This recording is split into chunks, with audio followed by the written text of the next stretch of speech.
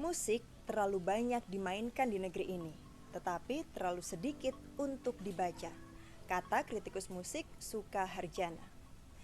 Melalui musik seharusnya kita bisa belajar tentang kearifan, kebijaksanaan, nilai-nilai sosial kemanusiaan, spiritual, serta semakin menghargai keberagaman budaya Nusantara. Lebih dari sekedar hiburan sesaat. Rendahnya perhatian terhadap kultur literasi musik di negeri ini memotivasi Art Music Today untuk mempersembahkan program ini. Selama Ramadan akan ada berbagai konten menarik seputar literasi musik. Semuanya disajikan melalui platform digital yang bisa kamu akses di mana saja, sembari menanti buka puasa atau sebelum istirahat malam. Selamat datang di Li Ramadan, literasi musik sepanjang Ramadan. Halo semuanya, perkenalkan saya Peter Ferry Setiawan. Pada kesempatan kali ini saya akan membacakan sebuah artikel yang berjudul Estetika Ibadah yang saya ambil dari sebuah buku berjudul Musik dalam Kultur Pendidikan oleh Victor Ganap. Sejarah musik barat diawali dengan lahirnya vokalisasi celestial yang dikenal sebagai musik gereja pada abad ke-5. Didukung oleh komunitas Kristiani yang tumbuh sejak awal abad Masehi dan mencapai puncaknya setelah Kaisar Konstantin pada tahun 312 menyatakan bahwa Nasrani menjadi agama resmi Kekaisaran Romawi. Namun terpecah belahnya Romawi pada tahun 395 dengan ibu kota Bizantium atau Konstantinopel di timur, selain ibu kota Roma di barat, menjadi pertanda awal bagi berakhirnya kejayaan Kekaisaran Romawi pada tahun 476. Sejarah menyaksikan bahwa sejalan dengan runtuhnya kekuasaan Romawi, keberadaan gereja Katolik Roma telah berdiri kokoh sebagai sebuah kekuatan baru di bawah kepemimpinan seorang pontif yang siap melaksanakan mandat untuk mempersatukan wilayah bekas Kekaisaran Roma dalam upaya menegakkan perdamaian dan peradaban bangsa-bangsa di seluruh Eropa. Sejarah musik barat ditulis berdasarkan artefak berupa lukisan sebagai data sekunder, selain notasi musik sebagai data primer. Menurut sebuah lukisan abad pertengahan, para rahib adalah kelompok masyarakat yang intelektual, berdiam di biara dengan tugas menegakkan ibadah gereja dan menulis nyanyian untuk liturgi. Tidaklah mengherankan apabila para rahib memiliki peran penting dalam penulisan sejarah gereja, selain berjasa dalam melakukan pembinaan musik gereja. Musik gereja pada awalnya merupakan nyanyian sederhana, plain song, dalam jalinan monofonik dengan melodi bersuara satu. Alur melodinya bersifat monoton, terdiri dari hanya satu atau dua nada saja, sehingga dikatakan sebagai melodi yang memiliki kualitas celestial atau surgawi. Para rahib berhasil menyusun melodi monoton dalam berbagai gaya terhadap teks nyanyian sederhana, yaitu pertama, gaya silabik, satu nada untuk satu suku kata. Dua, gaya pneumatik, 2-3 nada untuk satu suku kata, yang kemudian berkembang menjadi yang ketiga, gaya melismatik, yaitu serangkaian nada untuk satu suku kata. Dari berbagai gaya melodi di atas, gaya silabik merupakan bentuk generik nyanyian sederhana yang menggambarkan keseimbangan vokalisasi antara bobot melodi dan teks. Sedangkan gaya pneumatik menampilkan arti penting teks melalui suku kata yang dinyanyikan dalam serangkaian nada. Sejak awal Masehi, kecenderungan vokalisasi celestial menggunakan gaya pneumatik dapat dilihat dari peradaban masa lalu, seperti nyanyian Bizantin yang melahirkan himne nyanyian ortodoks Yunani, dan nyanyian Ibrani yang menjadi cikal bakal dari repertoar awal nyanyian Gregorian, dalam bentuk antifonal maupun psalmodi responsorial, berupa nyanyian sederhana yang dilantunkan secara berbalas-balasan. Sejalan dengan penggunaan ornamentasi dalam bernyanyi, maka istilah pneumatik kemudian berkembang menjadi melismatik, sebagai ornamentasi yang tidak terbatas dalam menggali berbagai bentuk vokalisasi yang dapat diartikulasi dari sebuah nyanyian sederhana. Gaya melismatik sebagai bentuk ornamentasi juga nampak pada nyanyian Mozarabik yang berasal dari peninggalan budaya Arab Moor dari Afrika Utara yang berakulturasi di Toledo, Spanyol. Budaya Arab Moor di Cordova bahkan diyakini turut mempengaruhi kosakata bahasa Spanyol selain teori musik barat, khususnya metode Guido de Arezzo dalam penyebutan sistem nada solmisasi do re mi yang diyakini berasal dari aksara Arab dol ra mim. Betapapun juga gaya melismatik yang lahir dari budaya musik sufi Arab dan berkembang menjadi musik tarekat Halfeti Afghanistan dan tarekat Mevlevi dengan tokohnya Jalaluddin Rumi, Ottoman Turki, telah berinkulturasi pada vokalisasi celestial qiraah dalam ibadah Islam. Gaya melismatik juga menjadi estetika seni membaca tajwid dalam melantunkan ayat-ayat suci Al-Quran. Perbincangan tentang gaya melismatik kembali mengingatkan kita pada kebangkitan musik gereja melalui vokalisasi a cappella abad pertengahan. Pada saat itu, para pendiri gereja menetapkan bahwa hanya suara manusia saja yang boleh terdengar dalam ibadah dan menolak kehadiran bunyi instrumen musik. Gereja berpandangan bahwa dalam mempersembahkan puji-pujian kepada Tuhan, hanya suara manusia saja yang secara verbal mampu membawakannya melalui nyanyian dan teks. Tanpa teks yang dinyanyikan, fungsi ibadah menjadi tidak sempurna. Selain itu, kehadiran bunyi instrumen di dalam gereja akan mengusik kesucian ibadah karena warna dan kualitas musiknya yang paganistik. Bunyi-bunyian instrumen mengingatkan para pendiri gereja akan tradisi upacara pemujaan para dewa Yunani pada masa lalu. Menurut sejarah peradaban Yunani kuno, instrumen petik lira yang berkarakter klasik dengan warna bunyinya yang jernih, murni, dan penuh ketenangan digunakan untuk memuja dewa Apollo. Sedangkan instrumen tiup aulos yang berkarakter romantik dengan warna bunyinya yang sonor, sensual, dan penuh gairah digunakan untuk memuja dewa Dionysius. Keputusan pendiri gereja pada awalnya menimbulkan dilema, karena dalam Alkitab tidak ada larangan untuk memainkan instrumen. Bahkan dalam kitab Tawarikh dikisahkan bahwa Nabi Daud sebagai pengarang Mazmur telah meletakkan dasar bagi nyanyian ibadah antifonal yang diiringi bunyi sangkakala, nafiri, dan ceraca atau simbal. Selain itu, permainan gambus dan kecapi sebagai pelengkap ibadah menjadi tradisi yang kemudian dilanjutkan oleh putranya Sulaiman. Namun gereja tetap ada kebijakan yang tidak memberikan toleransi sedikit pun terhadap bangkitnya kembali ritual penyembahan berhala semasa pra-Kristiani. Secara historis, agar tidak dianggap bertentangan dengan Alkitab, gereja membuat pernyataan dogmatis tentang suara manusia ciptaan Tuhan sebagai media yang sempurna dan mampu menggantikan peranan instrumen melalui kiasan alegoris bahwa tubuh manusia itu sendiri adalah organ. Lidah sebagai kecapi Tuhan, mulut sebagai harpa, melalui plektrum hati yang digerakkan oleh Roh Suci. Namun ketetapan gereja tentang ibadah a cappella di sisi lain juga menimbulkan masalah. Mengingat sebagian besar umat yang beribadah berasal dari kelompok petani yang tidak terbiasa untuk menyanyi.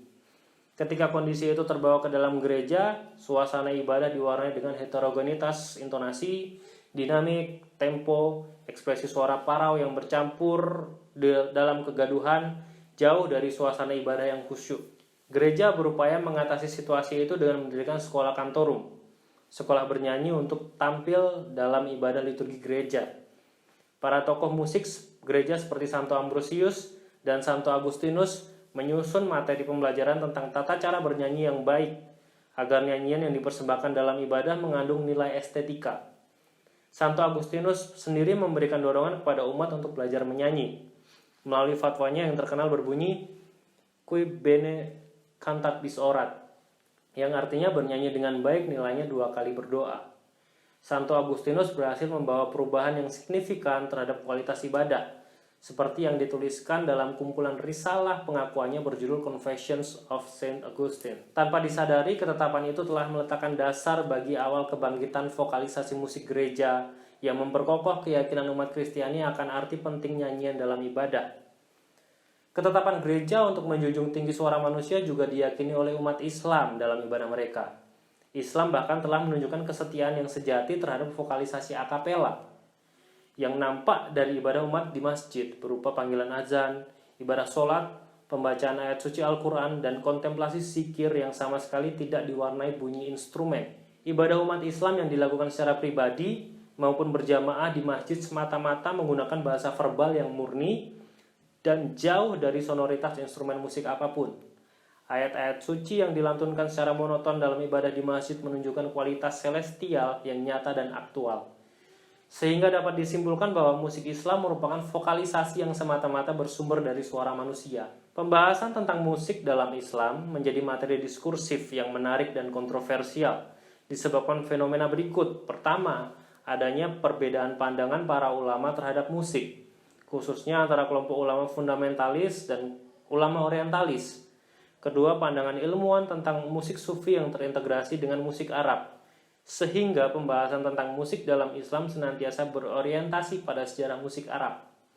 Dan ketiga, pandangan masyarakat secara umum yang tidak dapat membedakan antara pengertian musik Islam dan musik yang Islami. Kelompok ulama fundamentalis menganut paham yang berorientasi secara vertikal melalui prinsip hablum minallah yang berasaskan akidah dan ibadah dalam menerima kehadiran musik.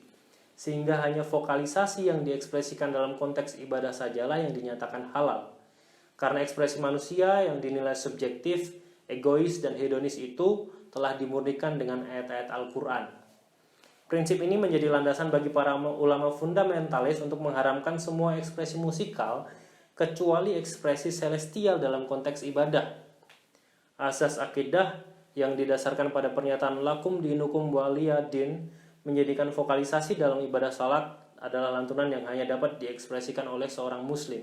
Adapun kelompok ulama orientalis lebih berorientasi secara horizontal melalui prinsip hablum minanas yang berasaskan rahmatan lil alamin melalui ekspresi yang islami secara logika, etika, dan estetika.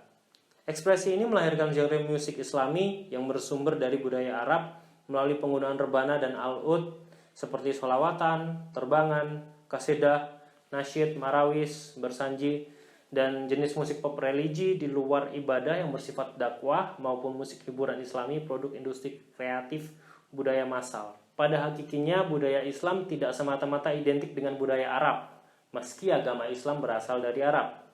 Sejarah musik Islam tidak terlepas dari perkembangan kehidupan seni Islam sejak masa Rasulullah Shallallahu Alaihi Wasallam hingga masa dinasti Umayyah di Damaskus dan dinasti Abbasiyah di Baghdad, dari seni Islam di Andalusia, Spanyol, hingga masa kejayaan dinasti Mogul di India dan dinasti Ottoman Turki di Istanbul. Seni dalam bahasa Arab disebut al-funun, yang disempurnakan predikatnya menjadi al-funun al-jamilah, yang berarti seni yang indah, sesuai hadits Rasulullah Shallallahu Alaihi Wasallam yang menyatakan bahwa sesungguhnya Allah Subhanahu wa Ta'ala itu indah dan suka kepada keindahan. Berdasarkan firman Allah Subhanahu wa Ta'ala, katakanlah Muhammad, siapa yang berani mengharamkan perhiasan Allah yang Allah telah keluarkan untuk hamba-hambanya, dan demikian juga benda-benda yang baik lagi halal dari rezeki yang dikaruniakannya. Al-Quran, Surah Al-A'raf, Surah ke-7, ayat 32. Ilmuwan Arab Ibnu Khaldun dalam Al-Muqaddimah selain menggunakan istilah Al-Funun Al-Jamilah juga memperkenalkan istilah Al-Sina'ah dan Al-Ghina yang lebih tertuju pada pengertian seni suara. Istilah Al-Sina'ah tersebut diyakini telah memberikan pertimbangan etimologis pada istilah seni dalam kosakata bahasa Melayu. Hiromi Lorraine Sakata, seorang peneliti musik sufi, mengatakan bahwa para ulama Persia membedakan antara istilah musiki sebagai ilmu dan musik sebagai ekspresi musikal. Meski musiki juga dapat diartikan sebagai lagu dengan teks religi, kedua istilah itu tidak digunakan untuk panggilan azan atau kiroah dalam ibadah salat. Sementara itu menurut Ismail Al-Faruqi dan Lois Lamia Al-Faruqi, peneliti musik sufi lainnya, bahwa istilah musik dalam bahasa Arab hanya berlaku untuk seni suara jenis tertentu, namun secara umum berkonotasi buruk dalam budaya Islam. Mereka berkeyakinan bahwa istilah yang paling tepat untuk menggambarkan semua kombinasi artistik nada dan irama yang tampil dalam budaya Islam adalah handasa al-syaud, berdasarkan pertimbangan bahwa Al-Quran selain menjadi sumber bagi model pengungkapan estetis, juga memberikan figurisasi yang esensial bagi manifestasi estetik dalam seni suara. Pendapat Al-Faruqi didukung oleh Nasaruddin Umar, guru besar ilmu tafsir UIN Syarif Hidayatullah, yang menekankan bahwa Al-Quran merupakan landasan umat manusia dalam berpikir, berekspresi, dan bertindak melalui kandungan ayat yang menyebutkan bahwa Allah Subhanahu wa Ta'ala senantiasa menyerukan keadilan. Al-Quran, Surah Al-Nahl, Surah ke-16, ayat 90, menghendaki keamanan dan kedamaian.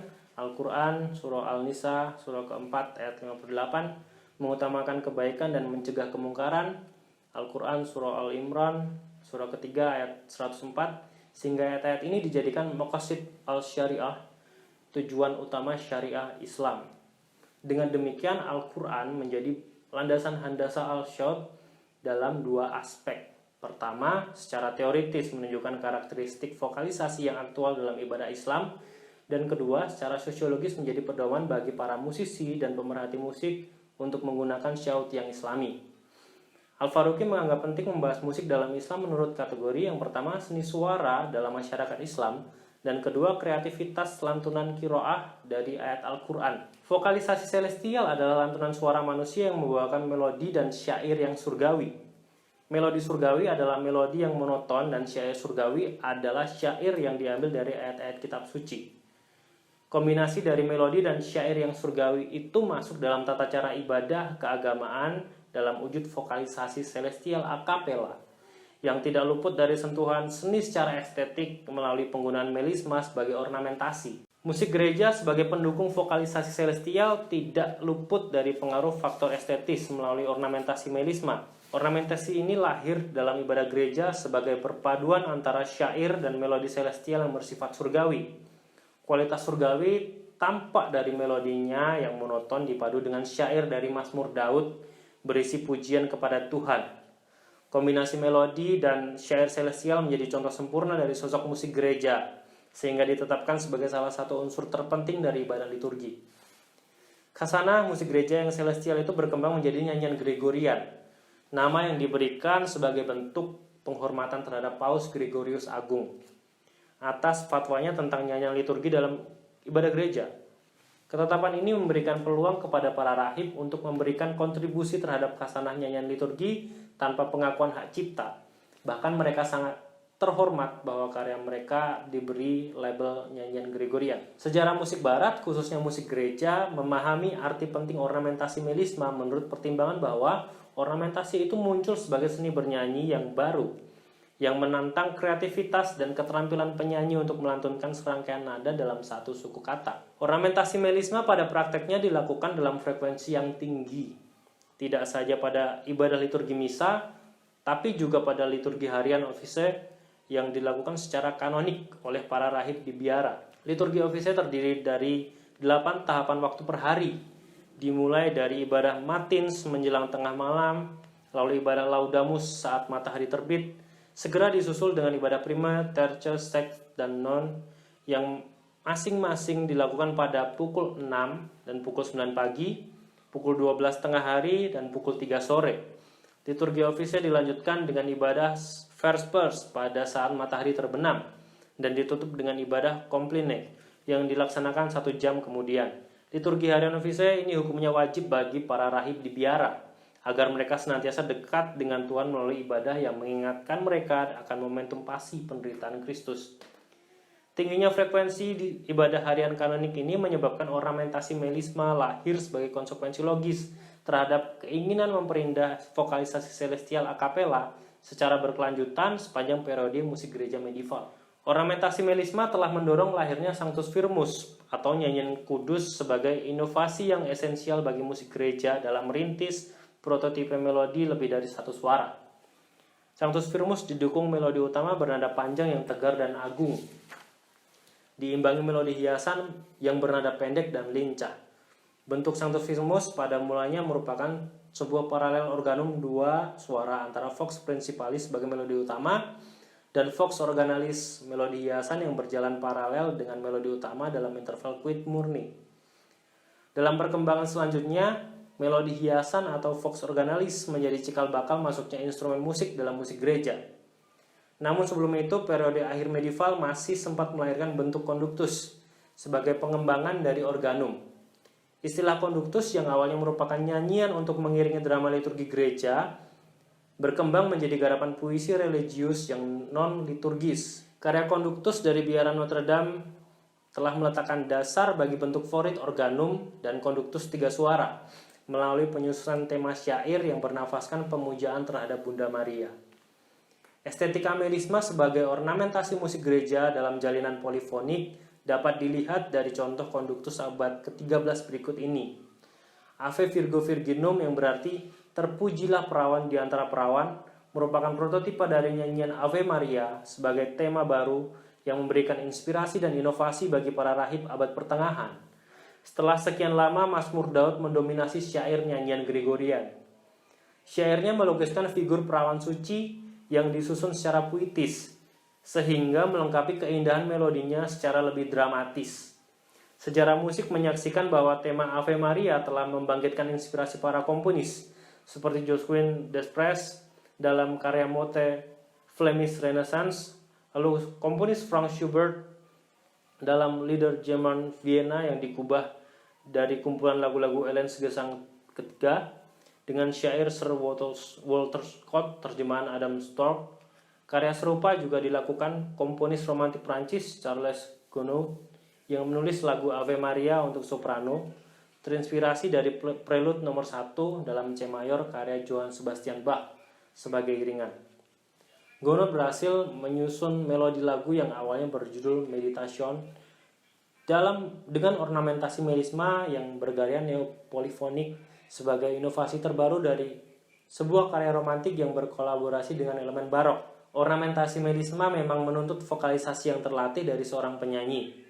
Akan tetapi, terdapat sebuah nyanyian pendek dari Misa Ordinarius berjudul Gloria in Excelsis Deo yang berfungsi sebagai doksologi, pujian kepada Tuhan, dan dinyanyikan pada pembukaan Gloria setelah Kyrie. Nyanyian yang syarat dengan estetika melisma ini kemudian dinyanyikan oleh segenap umat Kristiani dalam berbagai bahasa untuk menyambut Natal. Ornamentasi melisma akhirnya menjadi peluang dan tantangan bagi setiap penyanyi dalam berekspresi, khususnya melalui vokalisasi celestial secara akapela. Bahkan tidak berlebihan untuk dikatakan bahwa ornamentasi melisma merupakan puncak estetika vokalisasi akapela dalam konteks musik ibadah, keagamaan, maupun musik seni. Keunikan ornamentasi melisma juga nampaknya lebih nyata terdengar dalam ibadah umat Islam, meski tidak banyak dibahas dalam musik sufi. Musik yang selayaknya menggunakan istilah akapela, meski secara harfiah berarti ala gereja. Melisma dalam ibadah Islam tidak hanya berfungsi sebagai ornamentasi, melainkan dikondisikan oleh tanda baca dalam bahasa Arab yang membedakan antara bunyi pendek 1 harakat dan bunyi panjang 2 harakat lebih. Bacaan panjang atau mat, huruf vokal bahasa Arab membuka peluang untuk ornamentasi dalam seni baca Al-Quran. Meski lebih bersifat improvisasi menurut gaya pribadi setiap individu umat, sesuai budaya Arab yang juga berorientasi pada tradisi oral dalam berkesenian dan tidak mengenal notasi dalam berolah musik. Islam mengenal seni baca Al-Quran berdasarkan perintah Iqra, sehingga dalam ibadah Islam lebih mengedepankan aksara kaligrafi dan menghindari gambar makhluk hidup. Kaligrafi merupakan ornamentasi aksara Arab yang memiliki estetika visual yang paralel dengan estetika sonorik lantunan qiraah dalam ilmu tajwid untuk memperindah bacaan setiap huruf Al-Quran yang memiliki karakteristiknya tersendiri. Arti penting seni baca Al-Quran didasarkan pada tuntunan dalam ibadah yang menghendaki agar lantunan itu bersifat murotal, dalam arti ketepatan dalam membaca dan melakukan bacaan. Sedangkan ornamentasi melisma atau nagam Al-Quran menjadi prasyarat apabila didengar banyak orang. Seperti halnya ornamentasi pada panggilan azan seorang muadzin maupun lantunan seorang imam dalam memimpin sholat berjamaah. Menurut Joseph Prokler, peneliti musik sufi, kumandang azan lazimnya dilantunkan dalam bahasa Arab tanpa alur melodi dan hitungan metrik yang pasti dalam membawakan fungsi komunikasi linguistik. Dengan bunyi panjang pada setiap akhir kalimat bacaan yang acap kali dilantunkan secara melismatik dalam warna suara yang ditentukan menurut bunyi aksara Arab.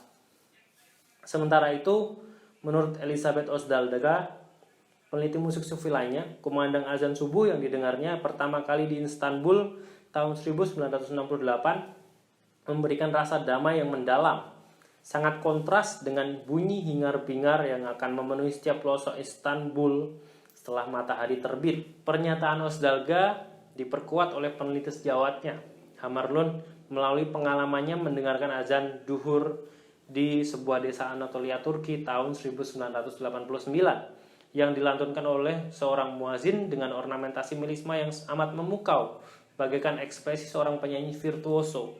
Padahal muazin itu hanyalah seorang petani bernama Abdullah yang tidak pernah mengenal musik. Mengingat bahwa ornamentasi bacaan yang dilantunkan dalam ibadah Islam bersifat individu, maka variabel keanekaragaman gaya qiraah dalam mengamalkan tajwid menjadi tidak terdeteksi kuantitasnya. Selain gaya qiraah secara tradisi nampaknya hanya dapat dinikmati dan dirasakan, namun tidak dinotasikan dalam bentuknya yang simbolik. Prinsip murotal tetap menjadi kebutuhan primer ilmu tajwid ketika umat melakukan kontemplasi zikir maupun ibadah sholat secara pribadi dengan bacaan dari dalam hati. Menurut Robert Frager, Syekh Tarekat Helvetii Jerahi, salat dan zikir bagaikan dua sisi mata uang yang sama pentingnya. Apabila salat merupakan manifestasi rasa syukur akan cahaya dan cinta kasih Allah Subhanahu wa taala dalam diri manusia, sehingga mereka yang mendirikan salat akan terhindar dari kegelapan dan kezaliman. Maka zikir akan mendekatkan manusia dengan Allah Subhanahu wa taala. Mengenal arti penting salat diriwayatkan dalam sebuah hadis bahwa Nabi Muhammad Shallallahu alaihi wasallam tidak pernah lalai untuk mendirikan salat selama berjam-jam pada malam hari. Sehingga sekali waktu istrinya Aisyah bertanya, "Wahai Rasulullah, mengapa engkau tidak henti-hentinya mengerjakan salat? Bukankah Allah Subhanahu wa taala telah menjamin tempatmu di surga?" Lalu Rasulullah Shallallahu alaihi wasallam menjawab sambil bertanya, "Apakah aku tidak boleh menjadi hamba yang senantiasa bersyukur?" Demikian pula halnya dengan manusia, meski mengalami banyak rintangan, selalu ingin mendekatkan diri kepada Allah Subhanahu wa taala, diantaranya dengan banyak melakukan zikir.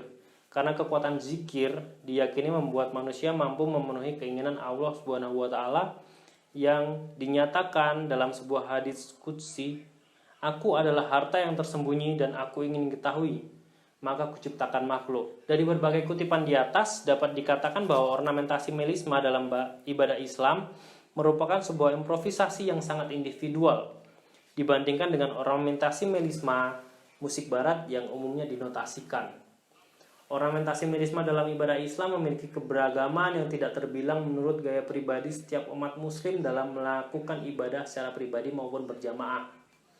Kendati demikian, penelitian musikologi terhadap ornamentasi qiraah ibadah Islam masih jarang dilakukan. Anne Rasmussen adalah salah satu dari sedikit peneliti musik sufi yang mengamati tentang keunikan improvisasi dari para pembaca Al-Quran di Indonesia. Ketika mengamati para qori dan qoriah yang tampil dalam ajang musabaqah tilawatil Quran, ia sulit untuk membedakan antara improvisasi dan spontanitas dari resitasi yang dilantunkan. Bagian mana dari lantunan qiraah itu yang merupakan sebuah reproduksi dan mana yang benar-benar sebuah ciptaan baru tidak dapat dibedakan secara nyata. Para peserta lomba bahkan tidak dapat menjelaskan kapan mereka melakukan resitasi karena terinspirasi sesaat dan kapan resitasi itu justru menginspirasi mereka. Belum lagi campur tangan para pengamat lomba yang turut memberikan contoh resitasi yang berbeda ketika mereka memberikan komentar. Rasmussen menduga bahwa perilaku pengamat lomba nampaknya merupakan kearifan lokal yang diterima secara kultural dan kontekstual. Sambil merujuk pada komentar peneliti musik Sulawesi Selatan, Anderson Sutton, yang juga mempertanyakan bagaimana improvisasi dari sebuah resitasi dapat diketahui ketika suatu saat kita menjumpainya. Peneliti musik sufi lainnya, Ali Jihad Rasi, menegaskan bahwa para pembaca Al-Quran berimprovisasi dikarenakan bacaan yang dilantunkan itu tidak memiliki teks, tidak bersukat, bahkan tidak bernada, bagaikan sebuah partitur musik yang semu karena lahir dari sebuah tradisi lisan. Sehingga pelantun bebas melakukan improvisasi dalam pengertian yang luas. Kebebasan itu menjadi media yang ideal untuk vokalisasi teks-teks yang bersifat sakral. Dengan demikian, bacaan Al-Quran tidak dapat dinotasikan karena tidak memiliki standar bacaan yang baku, kecuali bersifat monoton, bagaikan sebuah deklamasi. Demikian pula ibadah sholat yang selalu diawali dengan bacaan Allahu Akbar secara monoton tanpa ornamentasi meski terdapat bunyi panjang. Ketika dilanjutkan dengan surat Al-Fatihah, umat dapat menampilkan gaya pribadinya saat melantunkan bacaan Bismillahirrahmanirrahim. Transliterasi di bawah ini menampilkan kaligrafi dengan bunyi panjang pada suku kata bis. Namun pada praktiknya, bunyi panjang dibaca bukan pada suku kata bis melainkan him, sehingga memungkinkan untuk menampilkan ornamentasi. Secara umum, suku kata akhir dari setiap ayat dalam surat Al-Fatihah dilantunkan dengan bunyi panjang, terutama pada kata penutup dari ayat ke-7 yang berbunyi dalin, yang hampir dapat dipastikan bahwa setiap umat kebanyakan melantunkannya dengan ornamentasi menurut improvisasinya masing-masing. Lazimnya di Indonesia, pemimpin ibadah yang melantunkan bunyi panjang pada kata dalin akan disambut oleh kur jemaah secara unison dengan kata amin, yang juga berbunyi panjang dalam kompas suara yang sama. Namun, terkadang bacaan imam yang pada umumnya adalah laki-laki berada pada kompas yang terlalu rendah untuk dapat diamini oleh jamaah, atau dengan heterogenitas responsorial yang spontan dalam intonasi yang berbeda-beda dari tiap jamaah. Kasus serupa yang menarik juga terjadi pada lantunan kumandang azan yang bervariasi menurut gaya pribadi tiap muadzin. Tiap azan akan diawali dengan lantunan Allahu Akbar yang dibacakan 4 kali dan tidak monoton seperti halnya bacaan pada awal sholat.